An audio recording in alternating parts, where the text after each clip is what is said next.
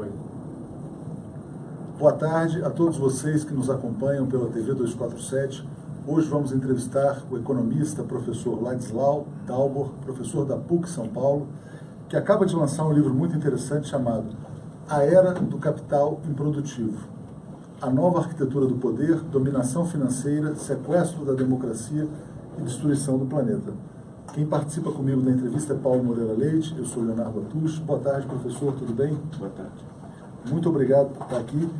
E eu queria já começar lhe perguntando, quer dizer, sobre essa questão do livro, quer dizer, como é que o senhor vincula essa questão do capital improdutivo com o sequestro da democracia e até falando da situação brasileira propriamente, quer dizer, onde houve aparentemente um golpe parlamentar que tem como consequência a defesa dos interesses financeiros. Eu acho que ele está num momento bastante apropriado. Então, eu queria lhe pedir para explicar para a gente essa conexão entre capital financeiro e a crise democrática. É que a gente tende a olhar a crise só da nossa perspectiva aqui, Brasil e tal. Isso alimenta muito o bate-boca ideológico, mas na realidade a coisa é mais ampla, né? No mundo, você fazer aplicações financeiras, que no Brasil chamam de investimento, mas não é, aplicação financeira, está aplicando em papéis. Está rendendo ordem de grandeza 7% ao ano, real, limpo de inflação. A produção no mundo evolui na faixa de 2,5%. Então, na realidade, esses ganhos, que são gigantescos, que nessa semana o secretário-geral da ONU declara que são 300 trilhões que estão girando no vazio, não respondendo às nossas necessidades, esse capital financeiro se tornou autônomo, né? E a gente está remunerando gente que sabe aplicar em papéis. As pessoas não sabem o que é um bilionário, né? Se eu sou um bilionário, eu tenho $1 bilhão, aplico moderadamente 5% ao ano, eu estou ganhando $137 mil por dia. Como eu não consigo, né?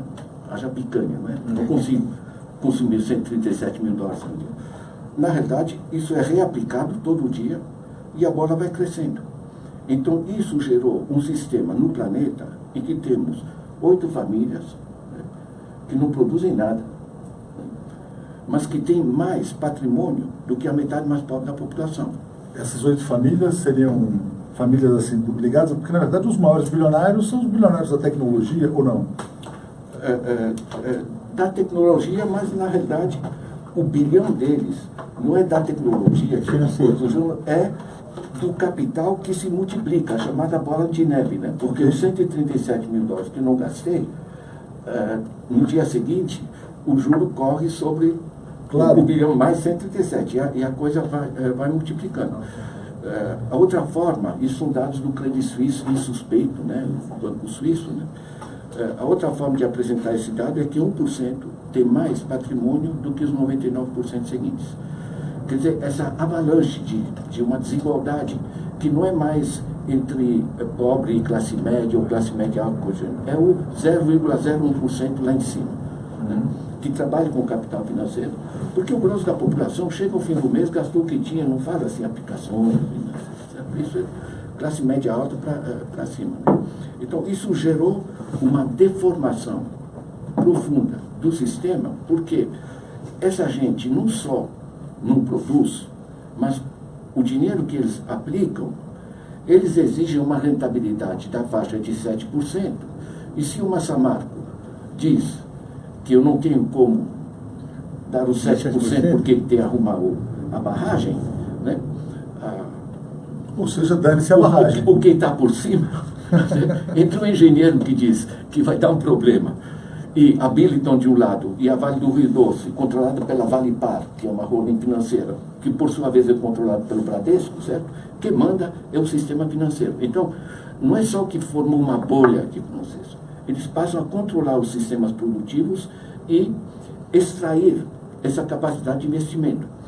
Então, os Estados Unidos fizeram o estudo semelhante ao que eu faço, que é o fluxo financeiro integrado, e chegam à conclusão, no Roosevelt Institute, né, que o sistema financeiro americano hoje é um sistema de produtividade líquida negativa. Isso é uma forma elegante de ser. Que estão chupando dinheiro. Que o capital financeiro chupa. Não, e na verdade é o seguinte, quer dizer, que eles são prejudiciais para a economia como um todo, quer dizer, na verdade eles destroem riqueza. Exatamente. No lugar de gerar riqueza. Exatamente. Quando alguém te bate a carteira, é uma transferência líquida negativa, de certa maneira. Claro. Né?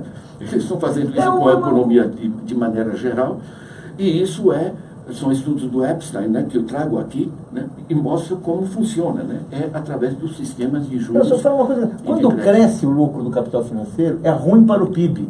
Né? E aquilo que a gente chama, o crescimento dos investimentos produtivos é bom para o PIB. O crescimento do setor financeiro é ruim para o PIB. É ruim para a riqueza da população. Como é que é isso aí? Não, veja bem, a coisa, isso aqui é elementar e não precisa ter nenhuma cultura econômica. Tá? Quando você tem um banco que recebe os nossos depósitos, ele tem autorização, mesmo privado, de uma carta patente do Banco Central, autorizando ele a trabalhar com dinheiro de terceiros. Ele não trabalha com o dinheiro dele. Se esse pega esse dinheiro, reúne poupanças várias pequenas e financia uma fábrica que vai produzir produtos, vai ter lucro, vai ter um bom capitalista, que a gente diz que está explorando os trabalhadores, tudo mais, certo? Mas está produzindo gerando emprego, está gerando emprego, está pagando imposto. Do lucro dessa empresa, a empresa vai devolver o que pediu emprestado ao banco, né? E com os juros sobre esse processo, o banco gira. Na Europa, os bancos giram, e giram muito bem, cobrando juros de 3% ao ano. Ao ano. Essa é a ordem de grandeza. Certo?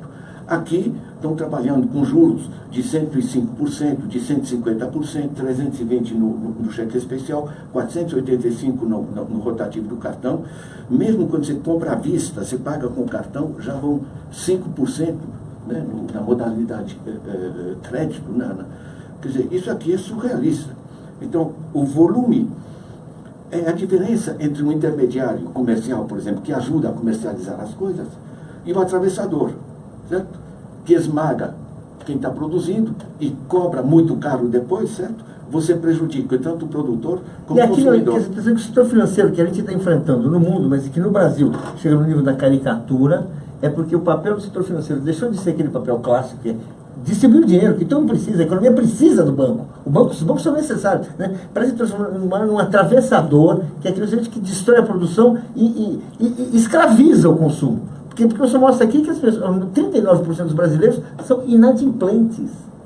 Ou seja, como é que vai ter um mercado consumidor com 39% de inadimplentes? Porque tem que pagar juros que não consegue pagar mais, né? Veja bem, se você pega a coisa que nos levou à crise, né?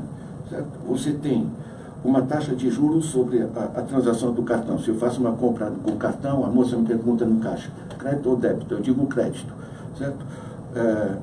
Da minha conta sai 100, na conta da papelaria ali entra 95.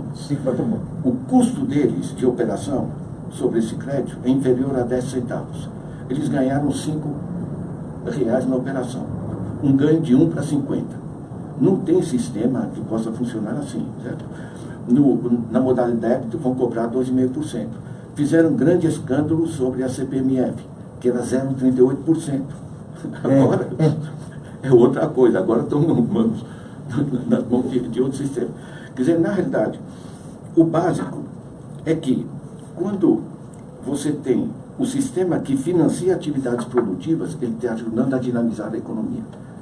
Quando o sistema drena os recursos da capacidade produtiva, paralisa as empresas, drena a capacidade de compra das famílias, paralisa a demanda. Certo? Quando paralisa a demanda e paralisa a atividade produtiva, reduz os impostos e, portanto, reduz as receitas. Ou seja, ele alimenta uma crise fiscal. Exatamente. Ele gera a crise fiscal, né? E essa crise fiscal foi gerada pelo sistema financeiro, tanto assim que de 2012 para 2013, o governo Dilma diz, olha, nós temos que baixar os juros, isso aqui é inviável, nós estamos enforcando o consumidor, enforcando as empresas, enforcando o Estado pelo juros. Corajosamente, ali foi um monte de... Isso explica a queda dela? Mas não tem dúvida. A partir de meados de 2013, você não tem mais governo aqui. Você tem bate-boca, gritaria, você tem um... Mesmo quando depois ela meio que retorna, já não dá mais, é isso? O fato que ela não soube resistir e tinha que baixar os juros, e nós vamos ter que baixar os juros. Resolver essa crise não é colocando um banqueiro no Banco Central e um banqueiro no Ministério da Fazenda, né? Pessoas me dizem, não, mas o pessoal entende, né, de finanças, entende. Eu posso colocar uma raposa no galinheiro... Ela entende de galinha, ela entende de galinha. De tudo de galinha. Mas, na verdade, nós não podemos manter um sistema em que a gente paga ao mês os juros que no resto do mundo se paga ao ano. Claro. Quer dizer, uma coisa Tem surrealista. alguma coisa... Agora, tem uma coisa que o senhor fala no livro, que eu acho importante. O senhor fala o seguinte, foi em 1996, portanto, o governo Fernando Henrique, quando, para compensar as perdas dos bancos pela hiperinflação, o governo criou um mecanismo de financiamento pela dívida pública. Veio aí pelo que eu entendi, vem aí essa perversidade original do sistema financeiro no Brasil, que se ele está devorando a economia do mundo inteiro, no Brasil ele devora com muito mais apetite. É aí que a gente, na hora que o governo acaba com a hiperinflação, que dava lucros fabulosos para o setor financeiro, ele cria um mecanismo paralelo, suplementar, Para compensar. E aí, então, assim, sem querer fazer campanha política, é mais uma coisa do Fernando Henrique. Olha, Não, sem querer, não quero. Sem querer fazer. Sem querer fazer, não estamos no palanque aqui. Mas é histórico. Você não fala que foi no governo Fernando Henrique, fala, em 96, o presidente era o Fernando Henrique. Então. veja bem, a lei é de dezembro de 95, tá? Eu fiz a lição de casa, fiz os levantamentos, tá? Dezembro de 95 e tal, para começar em 1º de julho de 96. 1º de julho de 96, o governo abre a possibilidade para os bancos, né, para os intermediários financeiros, de pegar nossas poupanças e aplicá-las na dívida pública, pagando 25% ao ano, já com inflação baixa. 25% ao ano, quando no mundo o que se paga em dívida pública entre 0,05% ou 0,75%, porque é o sistema de reserva, né, para ficar rico. A partir desse momento, você gerou um sistema absolutamente inviável. Tanto assim que no governo Fernando Henrique, que privatizou tudo e a dívida cresceu. A taxa de tributação aumenta fortemente, porque você tem que cobrar mais impostos para transferir para os bancos. Você gerou um sistema em que você cobra imposto, não para fazer o que o governo deve fazer, que é investimento em infraestruturas, políticas sociais, mas sim para repassar para os bancos. Foi uma coisa maravilhosa e que só se sustenta porque as pessoas entendem muito pouco, a população entende muito pouco do sistema financeiro, certo? Agora, 2 anos mais tarde, eles precisam dar um sustento para isso, então se emplaca a lei de financiamento corporativo das campanhas. Então, os próprios grupos interessados financiam as campanhas e, a partir daí, até 2015, nós temos um congresso financiado pelo sistema financeiro também. Pelo sistema financeiro. Com esse novo congresso financiado assim, você passa a poder estabilizar esse sistema através da liquidação do artigo 192 da Constituição. A PEC de 1999, que liquida a política financeira, a capacidade do Estado regular a política financeira. Que estava no artigo que limitava a taxa de juros. É a 12% o artigo do empresário Fernando Gasparian, de oposição à ditadura, que foi editor do jornal Opinião, grande jornal da imprensa alternativa, empresário que também é um empresário importante no sentido de próspero, mas industrial. O que ele apanhou da imprensa o que ele brasileira, apanhou, ele foi tratado, né? parecia que era... Como ignorante de economia, né? Assim, né? Quer dizer, essa lei que era dele, que era amigo do Fernando Henrique em outra época. Eles diziam, né, que juros não podem ser tabelados. Exato. Mas a gente explica isso, porque é uma coisa que na época, quando foi eliminado, foi tratado como livramos de mais um dinossauro. Explica um pouco aí. Olha, era 12%, está na lei, tá? 192 chama do Sistema Financeiro Nacional. Qualquer um pode acessar ali, entra no Google, põe Constituição Federal, você vai ver, artigo 192 está ali, revogado, revogado, revogado, revogado. Né? Isso é uma tragédia, porque era 12% real, portanto 12% mais inflação. Significaria hoje, ordem de grandeza, 15%, quando o essencial dos juros no resto do mundo está entre 2,5%, 3,5%, certo? Portanto, estava num nível, num patamar extremamente confortável para a rentabilidade normal do sistema financeiro, certo? Mas eles tiraram simplesmente a lei. Vocês adivinhariam quem fez a PEC? Quem foi? Não, é difícil adivinhar. Vou deixar de adivinhar. José Serra. José Serra. O José Serra o produtivo. É interessante, viu? Fora entregar o petróleo, outras coisas. É uma coisa poderosa, né? De toda forma, a partir desse momento, você tem uma parte muito elevada dos nossos impostos que, em vez de servir infraestruturas e políticas sociais, ela serve basicamente para remunerar a dívida interna. Exatamente. E daí, então, portanto, como você falou, Arthur, vai gerando a crise fiscal. Não, e é uma coisa interessante, se a gente olhar, professor, se quiser, o impeachment da presidente Dilma aconteceu, quer dizer, quando se disse, bom, ela cometeu déficit primário era um valor pequeno, eram 20 bilhões num ano. Hoje o Brasil está fazendo 20 bilhões por mês. Agora, quando isso aconteceu, quer dizer, foi um escândalo, né? Quer dizer, crise total de opinião pública e tal, e hoje a situação fiscal é muito pior e a dívida interna está crescendo. Ou seja, quer dizer, se essa mudança visava equilibrar, ela não trouxe nenhum benefício. Não, eles... Em relação à questão fiscal. Veja bem, eles geraram a crise, tá? Porque a Dilma tentou reduzir os juros tanto sobre a dívida pública, que é diferente do sistema do juro para a pessoa física, claro, e para a pessoa jurídica, né? A quebra não se dá de maneira alguma porque o Estado gastou demais. O Estado, no que é a sua função real, a máquina do Estado, investimentos e políticas sociais, gerou, como você disse, uma merreca de 20 bi de déficit. O déficit estava, em 2015 nós passamos 500 bilhões de reais, ou seja, 7% do PIB, um pouco mais de 7% do PIB, para os bancos, né? Ou seja, o déficit primário esse é o déficit. Praticamente não existia, mas tinha um déficit nominal, é isso? Exatamente. Exatamente. E esse que é o problema, entende? Porque quando aqui se aprova essa escandalosa emenda constitucional 95, né, teto de gastos.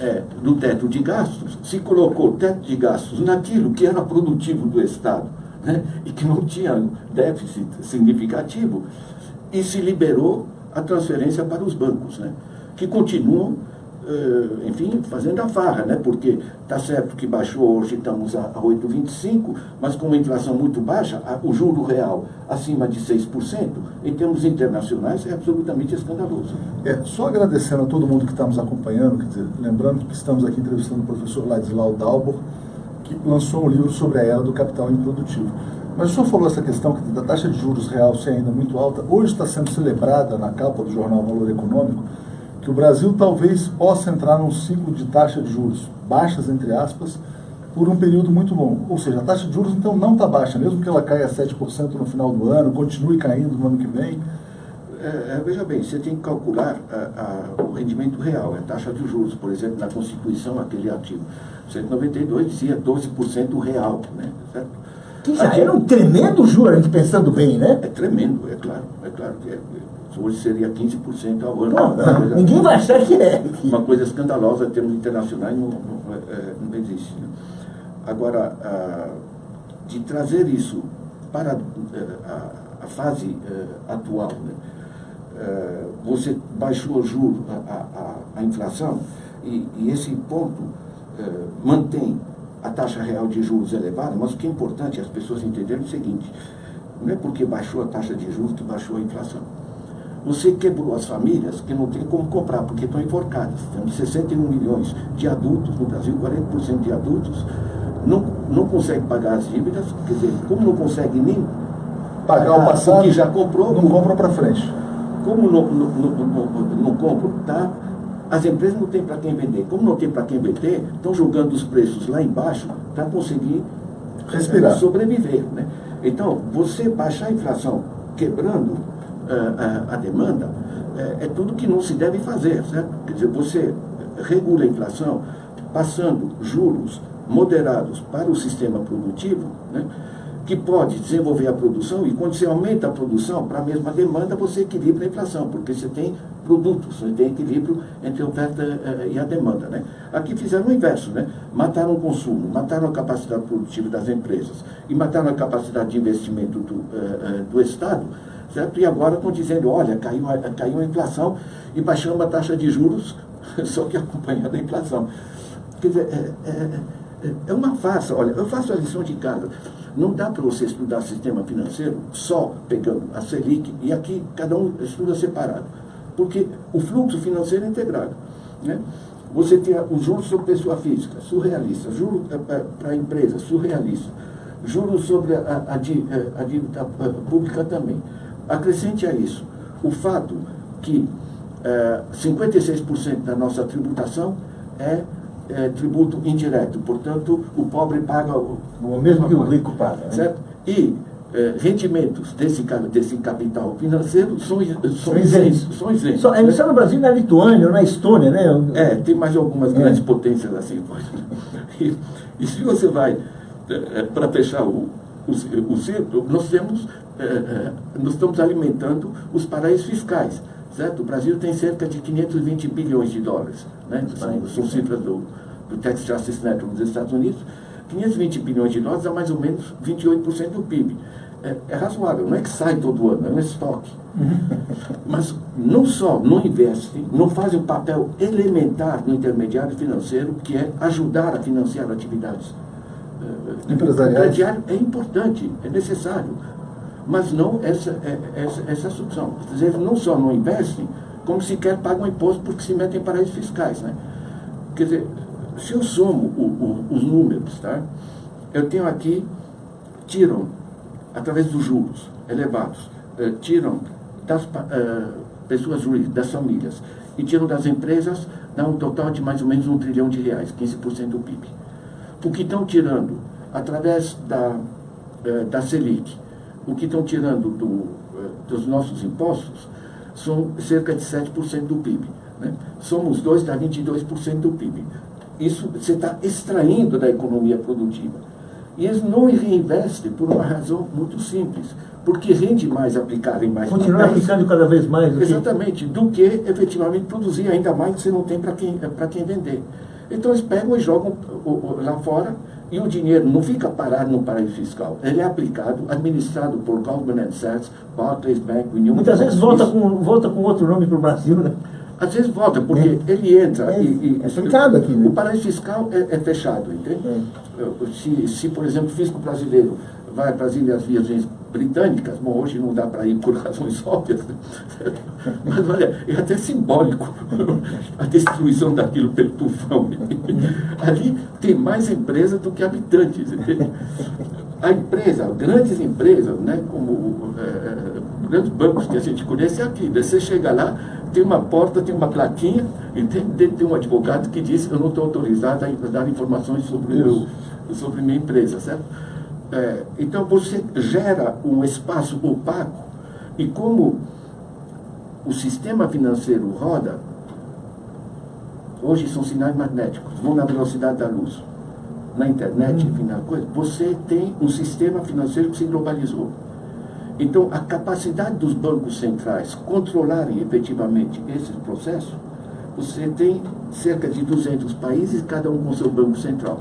Se um país diz: olha, eu vou aqui baixar o juro porque as coisas têm que funcionar, você tem capacidade de escapar para o outro lado. Né? Agora, então, é sistemicamente disfuncional.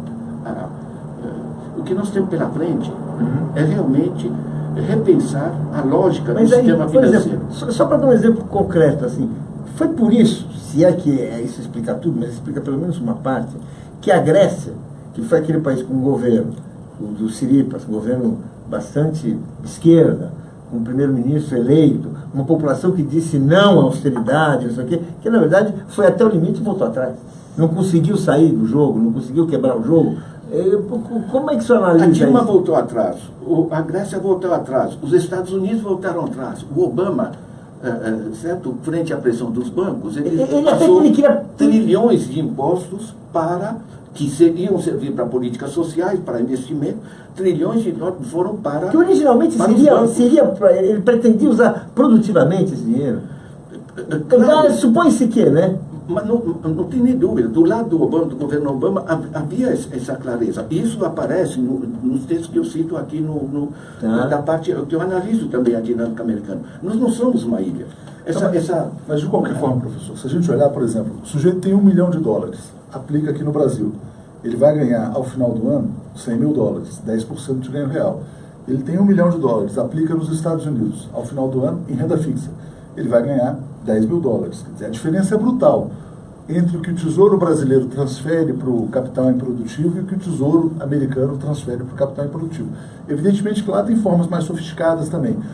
Eu pergunto, quer dizer, esse modelo brasileiro ele é claramente insustentável. Tem muita gente dizendo, alertando já sobre o crescimento da dívida interna no Brasil. Se o modelo é insustentável, ele vai levar a um calote em algum momento? Em alguma reestruturação da dívida? Olha, a única maneira, as pessoas estão ficando cada vez mais preocupadas e cada vez temos uma ofensiva, não, está melhorando, chegamos ao fundo do poço, né? Não tem como, quer dizer, o sistema é estruturalmente disfuncional. Nós geramos um sistema em que, curiosamente, em português não existe a palavra renda, né? A gente usa renda. Renda em inglês é income, é muito diferente de rent. Né? Em francês também, revenu é renda. E rente é o ganho sem produzir. Certo? Então, a força do ganho sem produção aumentou a tal nível no Brasil que isso simplesmente você pode segurar de repente no 0,5 do gênero. Mas nós temos potencial de crescer imenso se esse dinheiro é repassado efetivamente. Juros baratos, suficientes. Como é que os bancos na Europa, que cobram 3%, estão bem obrigados? Certo? Porque 3% sobre toda a massa de poupanças da população é imenso. Agora, é útil pensar, por exemplo, como é que funciona na Alemanha. A Alemanha passou tranquilo pela crise. A Alemanha, apenas 13% dos ativos financeiros estão nos bancos, por exemplo, no Deutsche Bank. Certo? A quase totalidade está em caixas de poupança locais, chamadas Sparkassen, certo? E nas regiões, o Landesbank, certo? Sabe o que é? O que são isso? Pequenas instituições financeiras? O dinheiro que a população coloca no banco, certo? Ele vai servir para aquela mesma população para desenvolver atividade, para financiar coisas. Tem mais. A Alemanha tem uma taxa de tributação mais elevada que a nossa, mais de 40%. Mas cerca de 40% daquele dinheiro que chega no governo federal vai diretamente para os municípios. No Brasil é 15%, na Suécia 72%. Então veja bem, nós somos populações urbanas. O país não é só uma estrutura grande assim. No nosso caso, 5.570 municípios. Cada município tem que funcionar, tem que organizar suas coisas. Então, quando você tem um repasse forte de recursos públicos, que vão diretamente para os municípios, e a possibilidade de pressão da população, olha, nós precisamos daqui de hospital, precisamos disso, precisamos daquilo, e por outro lado, as poupanças das populações são usadas diretamente também para as necessidades daquela cidade, você tem uma pujança e você tem mais, você tem uma democracia de rédea curta. Aqui se fez na Constituição de 88 a descentralização das funções, o dinheiro continua lá em cima. E não só continua lá em cima, como com o poder. E depois, pelo sistema de financiamento corporativo das campanhas, se gerou um congresso. Enfim. Serviu, comprado, né? Comprado.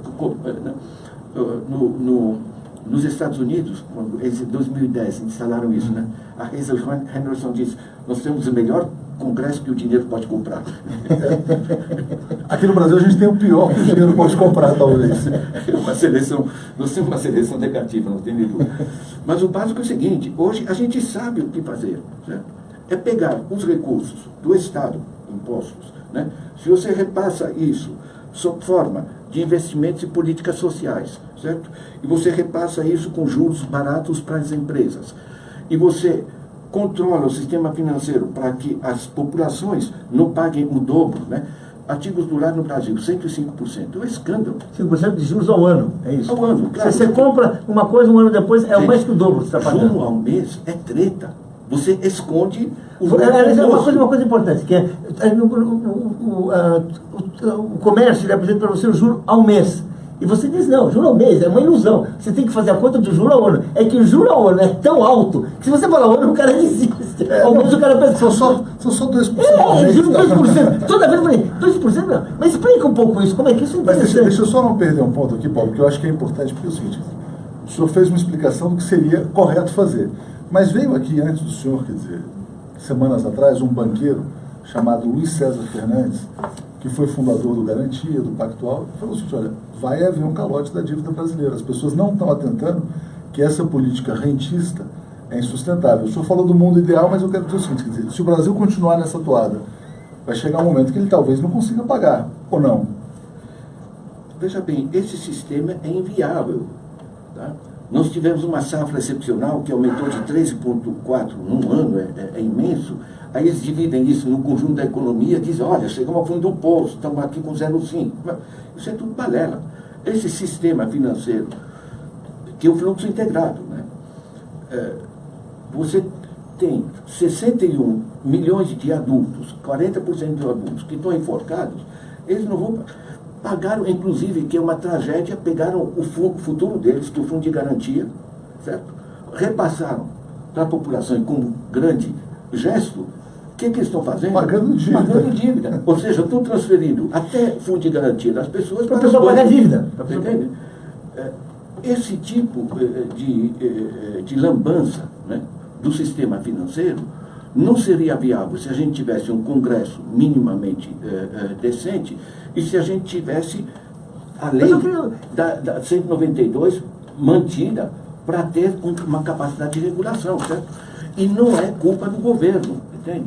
Porque, no limite, quando você pega a Associação Nacional dos Executivos de Finanças, né, tá ali, que fazem o balanço de taxa de juros, eles dizem o governo não tem nenhuma capacidade de intervenção legal hoje sobre a taxa... Por quê? Porque o setor financeiro adquire uma tal autonomia que ele é meio inatingível pelo Estado? Não, porque a lei que regulava o sistema financeiro, artigo 192 da Constituição, foi liquidado com a PEC de 1999, né?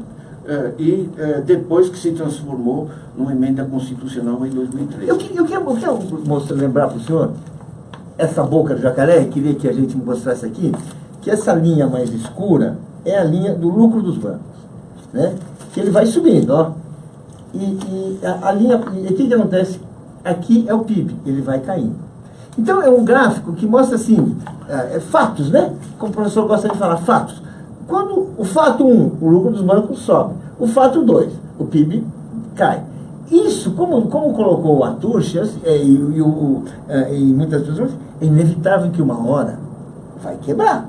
É inevitável que uma hora você não consegue mais. Você pode enganar as pessoas, pode dizer que ela está pagando 1% ao mês, pode pagar para não entender que é 1% ao ano, você pode dizer que tem uma liquidação, mas na verdade uma hora a pessoa vai quebrar. Um país de 39% de inadimplentes, nós estamos falando de uma economia que está, né? Que já está começando a ficar complicada.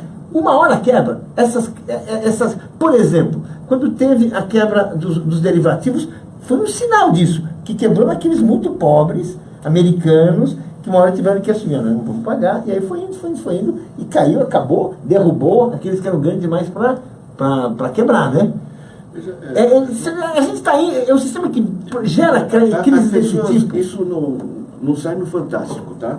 Mas o básico é o seguinte: a economia em pica perde em um ano uma queda do PIB 3,6%, nos mesmos 12 meses. O Bradesco aumenta os lucros em 25%, está nos jornais, é só juntar, né? Só juntar outras coisas. Né? E o Banco Itaú aumenta seus lucros, que já eram fantásticos, em 30,2%. Né? É inviável.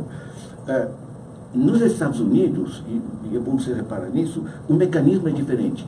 Eles usam juros mais baixos, mas usam mais a alavancagem, né? Que um sistema em que você empresta dinheiro que não tem, o que levou a quebradeira, né? O que é trágico para mim é o seguinte: eu dou muita palestra para gente simples, tal, né? Eu pergunto na sala, tem alguém endividado? Uma gargalhada, né? Tá todo mundo Tem alguém não endividado? Era melhor você fazer a pergunta inversa. Você sabe o que é? É que as pessoas acham que é culpa delas, entende? Eu assinei um negócio, eu pedi um empréstimo, entende? Eu que assinei nas casas com total dedicação a vocês, né? Que é a coisa. Agora, as pessoas acham que a culpa é delas. Elas não conseguem achar que a culpa é de uma... Ou seja, veja bem, em termos éticos, você pagar o que deve é correto. Você pagar dívida de agiotagem não só não é correto, como é antiético. Você está sustentando a agiotagem, você está sustentando o atraso do país. Certo? Tanto assim que tem muita gente que está ficando realmente possessa com esse negócio, que está atolada e sabe que não é culpa dela realmente.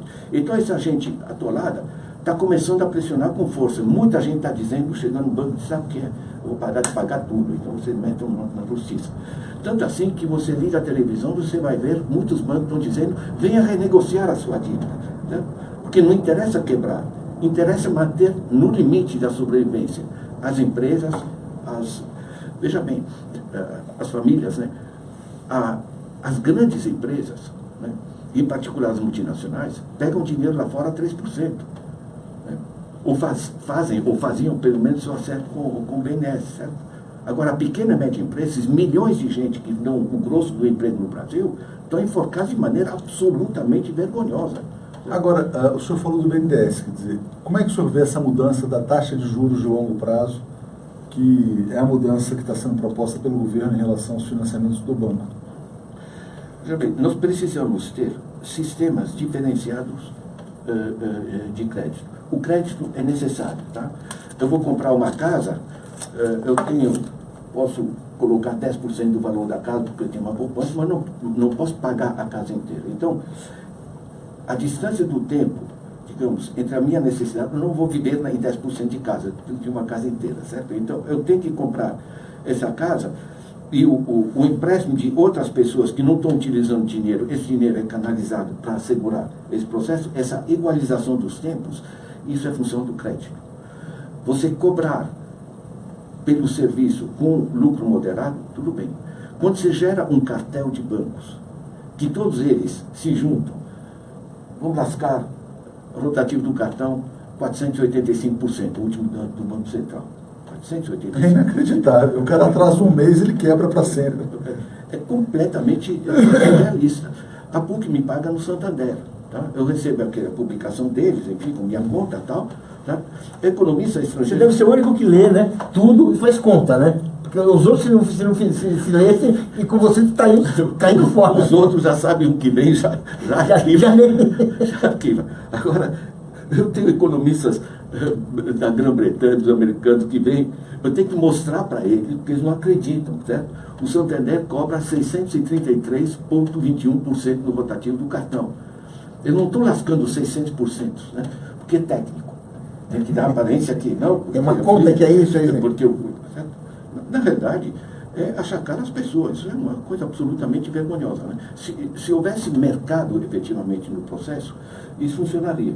Como nós liquidamos os pequenos bancos, basicamente, nós temos uma meia dúzia aí que compramos conjunto, certo? Isso vira cartela. Você domestica também os bancos públicos, que eles poderiam fazer um certo contrapeso. Tanto assim que a Dilma tentou baixar, o Caixa Econômico, baixar os juros, aí começaram a migrar clientes dos bancos nacionais e internacionais privados para os bancos públicos. Opa, e aí vem o golpe. Aí vem o golpe. Aí vem o golpe.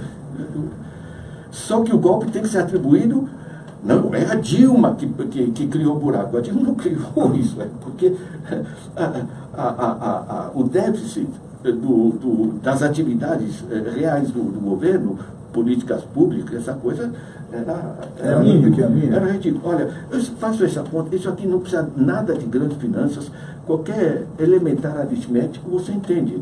A mesma coisa que você faz em casa, só que você faz em casa com milhares de reais, aqui você faz com bilhões e trilhões, certo? Mas olha, é só mostrar, né? Você está tirando 15% das empresas e da população, está tirando 7% do Estado, 22%. É improdutivo.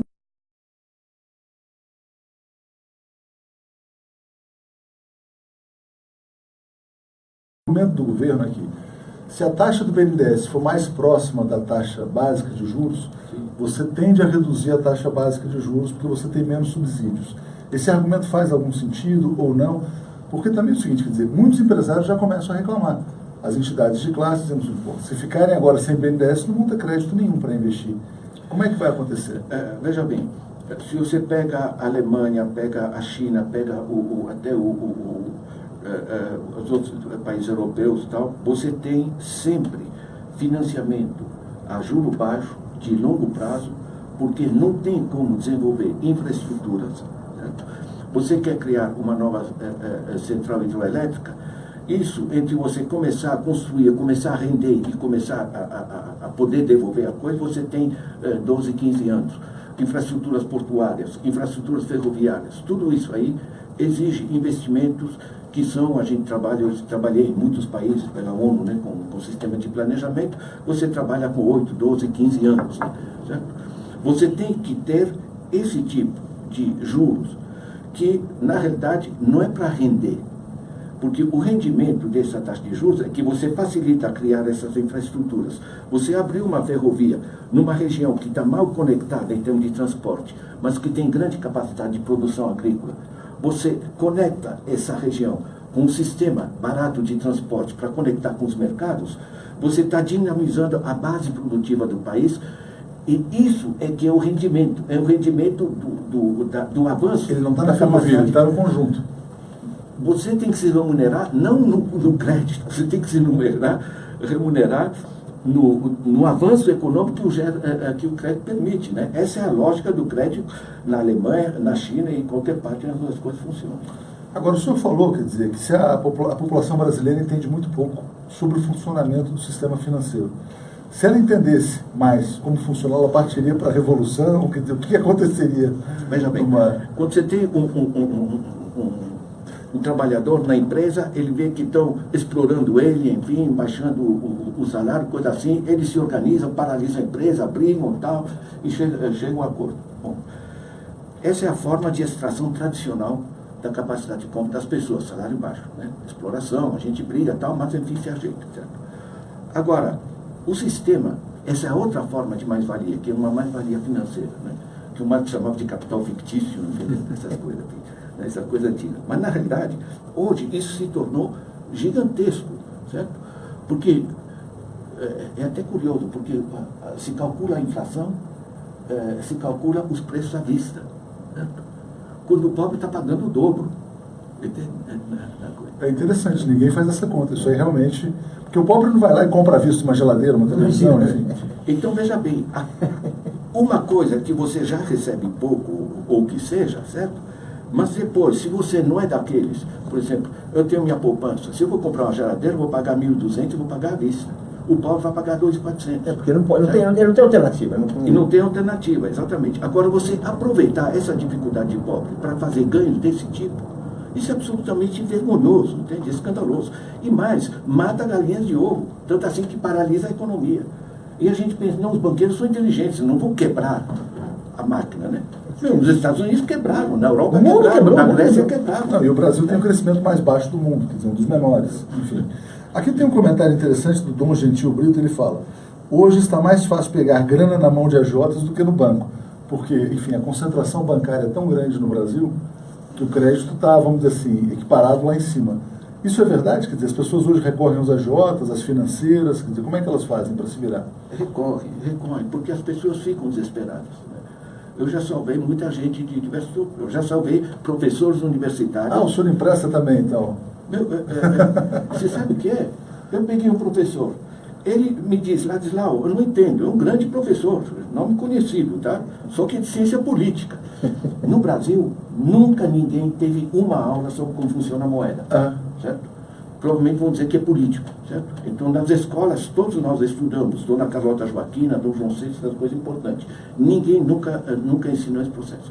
Para o meu amigo, ele disse, Ladislau, eu estou vivendo com a metade, com um terço do meu salário. Eu não entendo, porque eu peguei um negócio no cheque especial, chega no fim do mês, eles descontam um cheque e repassa. Eu não posso repassar o cheque. Não posso nem dar o calote, porque antes o dia nem entra mais. Senão eu não fecho o mês. No mínimo, esse um terço você tem que ter, certo? O que eu fiz? Eu cheguei, paguei o cheque especial dele, liquidei o cheque especial, certo? Ele me deu uma quantidade de pequenos cheques, repartimos entre nós. O que o banco ganhava, iria ganhar, repartimos entre nós. Nós já temos no Brasil 114 bancos comunitários de desenvolvimento. Banco Palmas, você conhece, enfim, uma série de coisas. Sabe o quê? O pessoal está começando a emprestar uns para os outros. Nos Estados Unidos, você tem o Prosper. O Prosper é uma plataforma que as pessoas, com essa conectividade, uns emprestam. Quem tem dinheiro que está parado, diz, olha, tem esse outro que está precisando, recebe. Esse é um ponto muito importante que o senhor está falando, que, por exemplo, suponha que o senhor tenha dinheiro parado. O senhor vai aplicar no banco, com essa taxa de juros, o senhor vai ganhar, sei lá, no máximo 1% ao mês. O Paulo está precisando de dinheiro, ele vai no cheque especial e vai pagar 10. O senhor acredita que essas fintechs, essas empresas financeiras da nova economia, de tecnologia, vão fazer a ponte entre quem quer dinheiro e quem pode emprestar? Olha, sem dúvida. No mundo são já 750 mil instituições desse tipo. Certo? Fintech. Eu publiquei, eu edito a revista de economia da PUC, né? Eu publiquei na revista, que o pessoal pode pegar na PUC, a revista Pesquisa e Debate, tem um balanço feito por Hazel Henderson. Hazel Henderson é uma economista de primeira linha, britânica, que trabalha nos Estados Unidos, que fez a reformulação das contas nacionais para o governo Clinton, portanto, top de linha. Ela faz um artigo em umas 12 páginas, como é que estão as fintechs, né? Extremamente interessante. O Guardian, com outras pessoas, fizeram um livro agora, publicado pela Penguin, How Money Works, como o dinheiro funciona. Sabe, com imagem, com explicação, com essa coisa. O esforço de muita gente de começar a explicar que não é nem legítimo, nem inteligente você sustentar a agiota. Quer dizer, nós temos que encontrar. Agora, essas novas tecnologias, para já dinheiro, você não precisa carregar. Ainda tem gente que anda com malas de dinheiro, por desgraça. Já temos visto, né? Mas hoje, dinheiro é sinal magnético. Nós temos a conectividade. No Quênia, montaram uma plataforma para pequenos agricultores, agricultura familiar. Certo? Eles não dependem mais do atravessador. Né? Ele paga e faz as transferências diretamente no celular. Não está passando mais. O cara que montou o Prosper, esse banco, direto, né, na linha dos fintech, né, essa coisa, ele tem uma frase interessante. Ele diz, a atividade bancária é essencial. O banco não. Agora, isso eu estou falando disso, é interessante. Agora, não estou falando daquelas saídas utópicas, aquelas coisas que funcionam. Você não quer agrotóxico, planta um tomate no seu jardim. Isso está acontecendo. Mas está acontecendo. Isso tem uma dimensão. Você acredita que isso possa virar uma. Porque tem uma hora que nós vamos dizer assim: nós estamos enfrentando quem manda no sistema, nós estamos enfrentando os senhores do planeta. É verdade. Então, por enquanto ali. Que mandam na regulamentação, que mandam na regulação. Eles podem chegar e dizer que mandam no sistema político. Portanto, como é que é isso? Estou falando assim, bem claramente. Bem, assim. Eu trabalho isso porque isso é trabalhado por muita gente, entre outros pelos Stiglitz. Prêmio Nobel de Economia, economista-chefe do Banco Mundial, portanto... Não, mas muita gente séria trabalha com isso. Estou dizendo que é uma... Quer dizer, eles estão dizendo o seguinte, o sistema como está, não funciona. Não funciona. Tá? Não funciona.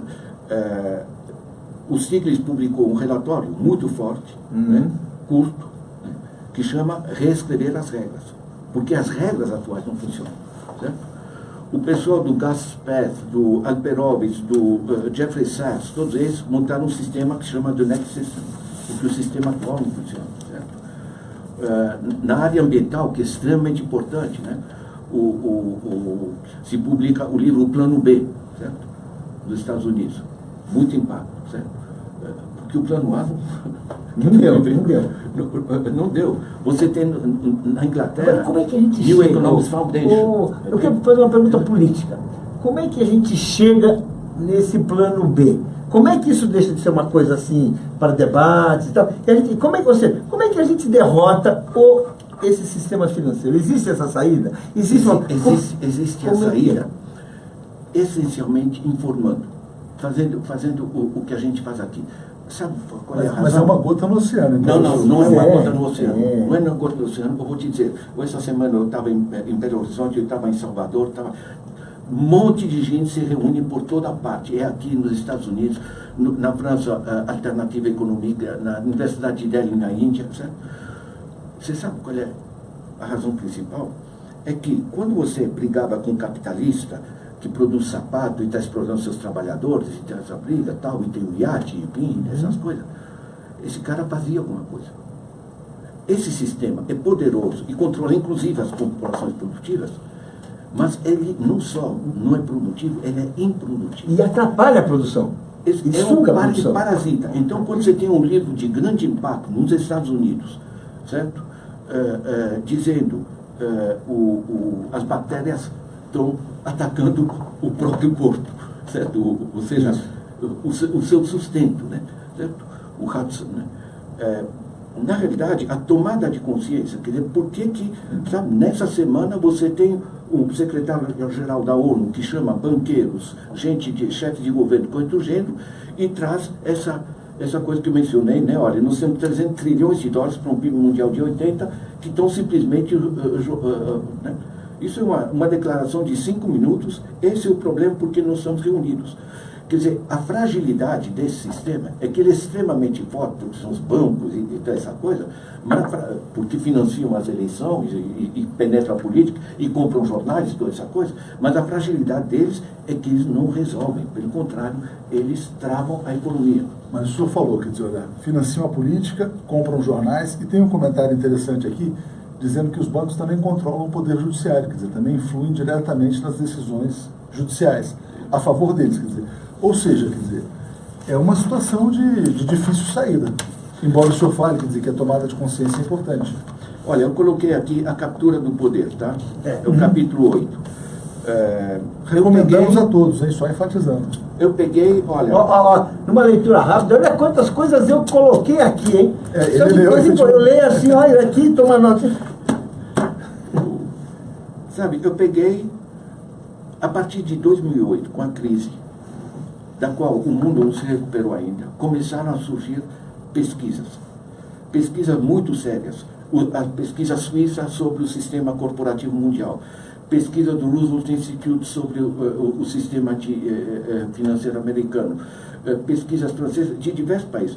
E eu fui sistematizando essas pesquisas, como eu trabalhei nesses organismos internacionais, eu tenho o acesso, entende? E então eu fiz a sistematização, né? Por exemplo, na linha da captura do poder, como eles capturam? Por exemplo, estão comprando universidades, como batata frita. Estão comprando, comprando o judiciário. Estão comprando revistas acadêmicas, né? Estão comprando, evidentemente, políticos, né? Eu tenho uma imagem interessante aqui, que o Ângelo me passou, né? Quer dizer, você tem uma bancada de congressistas, cada um tem uma plaquinha na frente, vende-se, né? E eles estão olhando, veio para outro cara que diz, aluga-se por temporada. Aluga-se por temporada. Pode mudar, pode mudar. Nós nos vendemos, mas nós somos fiéis a quem compra, né? Essa coisa. Eu acho que é uma fragilidade sistêmica, porque esse sistema está travando o mundo. Quer dizer, eu escrevo isso aqui à base de inúmeras pesquisas que estão surgindo por aí, de gente dizendo, gente, não é possível. Agora, para a gente fechar, quer dizer, eu sei que o senhor tem um outro compromisso, muita gente pergunta, o Brasil vai recuperar a democracia perdida? O senhor acredita na volta da democracia? Quando? Como?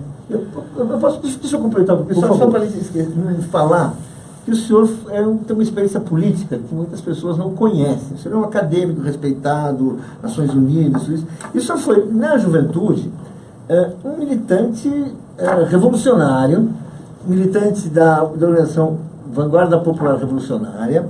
O senhor assinava textos assim bastante radicais, né?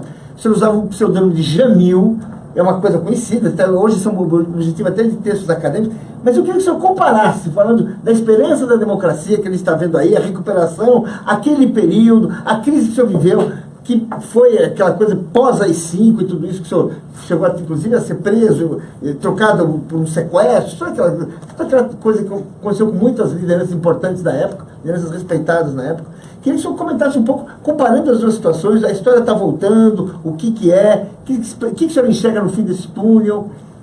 Olha, tem uma dimensão pessoal, tá? Eu coloco isso logo no início para dizer o seguinte, olha, eu não estou querendo manipular ideologias, estou querendo ajudar as pessoas a entender os processos. Na fase da ditadura, eu não gosto de ditadura, eu acho que lutar contra uma ditadura e lutar pela democracia não é só digno e ético, como é um dever das pessoas. Então, não tem nenhum problema com isso, certo? Eu saí daqui, fui depois contratado pela ONU como funcionário internacional, entende? Respeitar, não tem. Agora, o problema central está nessa luz do fim do túnel, né? Porque é o seguinte, como a gente pega aqui, eu peguei as pesquisas suíças sobre a organização do sistema corporativo, hoje um grupo de 147 grandes corporações mundiais, essencialmente bancos, é que controlam o negócio no planeta todo. E eu pego as pesquisas do alemão Wolfgang Streeck, que são brilhantes, muito interessantes, que diz o seguinte: o capitalismo de muitos, milhões de pequenas empresas, de 50, 100 anos atrás, ele precisava de um Estado para, enfim, pôr ordem nas coisas, né? Hoje, esses grandes grupos, eles não precisam mais que alguém ponha ordem nas coisas. Mas quem quiser fazer ordem atrapalha, né? O que o Wolfgang Streeck diz é o seguinte: isso aqui não é o fim do capitalismo, mas é o fim do capitalismo democrático. Certo? Ou seja, a dificuldade que a gente tem a prazo, isso é estrutural para o planeta, de assegurar democracia, liberdade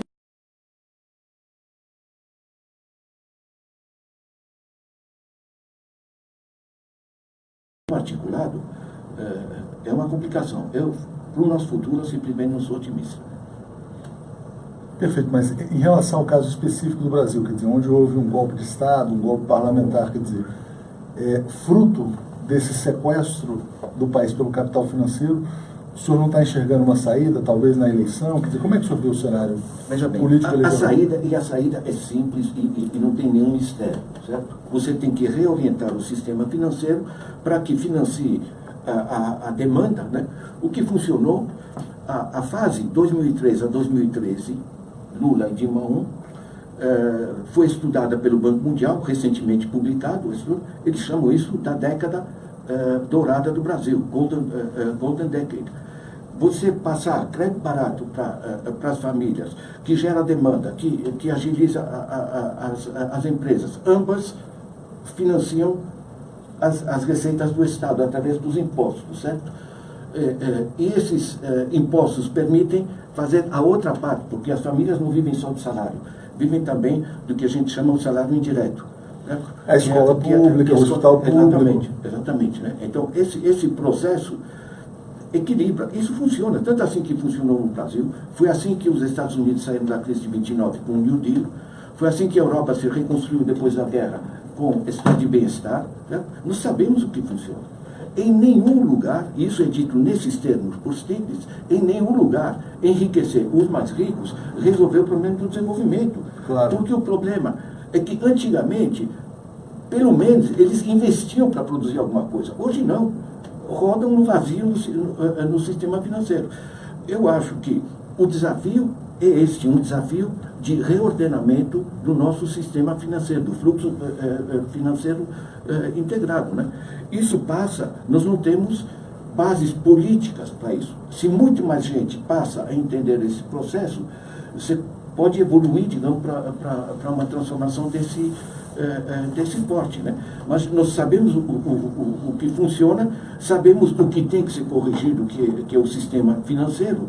Agora, para a gente pôr de pé o sistema financeiro, né, nós precisamos ter um Congresso e uma política que efetivamente represente os interesses da população, certo? E aí é que a atenção, né? Certo? Então, como vai se resolver isso? Não é dando grito, grande tapa, derrubando a política, né? Mas corrigindo, sim, o sistema, né?